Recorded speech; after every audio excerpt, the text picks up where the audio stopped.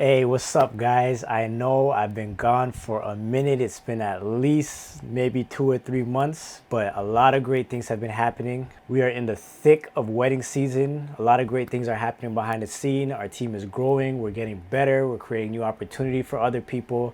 It's a good time to be alive right now. But I said, let me just take a few minutes. It's going to be a really short video just to talk about the benefits of renting versus owning. Run the intro.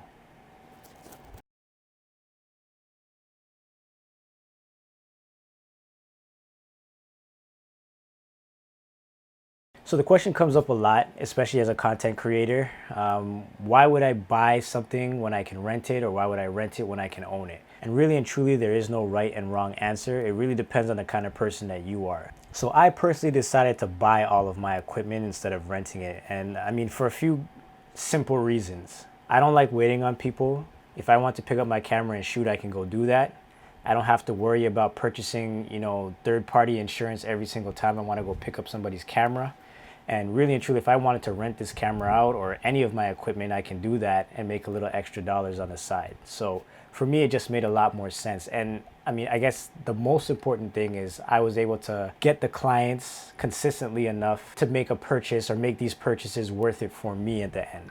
Now, obviously, there's some cons. The major con is that it's expensive. When you have to buy everything by yourself with no funding or no anything, a lot of the things that you might want to do with your money get sucked back into the purchasing and upgrading of equipment. Another thing is obviously I have to pay for my insurance every month, no matter what. It's just another expense, goes right back into expenses. If you can't afford it, it's not really worth it for you. And probably one of the major issues with owning all of your own equipment is just trying to find a place to store everything. I have a few places that I put my equipment, but a lot of the time it's living in the trunk of my car, or it's living in a storage unit that I have in my house. Either way, if you're buying everything and you're owning everything, think about where you're gonna put this stuff before you start buying everything.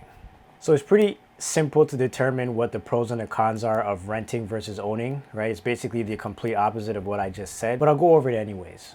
So obviously if you're renting cameras, you don't have to worry about where to store it. You don't have to worry about, huge expenses to purchase these things. Relatively, cameras are pretty accessible and camera equipment is pretty accessible, but you don't have to worry about paying for insurance every single month, whether you use it or not. So those are some of the really key benefits to renting versus owning equipment. Now, in my opinion, the major issue about renting versus owning is not having access to the equipment that you want to use. I've run into the situation a few times where I was looking for a particular lens or looking for a particular light, and I would go to all the different stores or places where I can rent things out, and two things were happening. Either they didn't have it, or the cost to rent it at the time with whatever client that I was working with, the budget just didn't fit. So I had to make a decision whether or not I would pay more money to get the rental when I needed it, or continue to search and look for it from somebody else. And really and truly, if you're a content creator, if you own a production company or you do anything along those lines, it's probably the most frustrating thing in the world when you're trying to get something to get the job done, but you can't find it. I will let you know that if you do live in the Toronto area, there's a really awesome website called Shuttershare. You could Google search them. They're a Toronto-based company that easily allows you to put your products on their website and allows other people looking for the things that you own to rent it out. Now, I love them because they offer the insurance. They have a ton of people that are adding new products to their website every single day, it seems like. And it's just very easy to contact the owner and then get the equipment to yourself. So I would highly recommend them if you're somebody that likes to rent and you're looking for another option within the city. Now, I just want to throw a disclaimer out there. Shuttershare does not pay me anything. I'm not affiliated with them in any way. I'm just trying to give you guys some information that will help you out if you decide to go the renting option. So yeah, that's pretty much everything I wanted to say. It's really simple, really quick and easy. If you're like me and you like to own your stuff and you have the clients to back it up and you want to be able to rent it out, definitely go with owning.